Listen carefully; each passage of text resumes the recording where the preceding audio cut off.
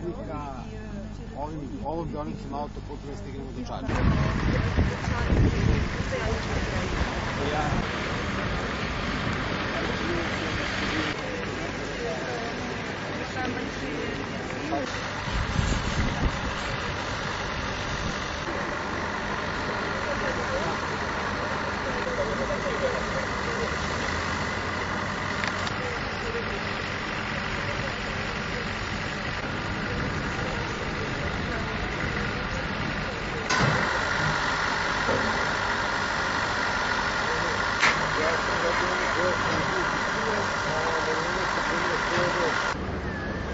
Dragane, koja je dubina?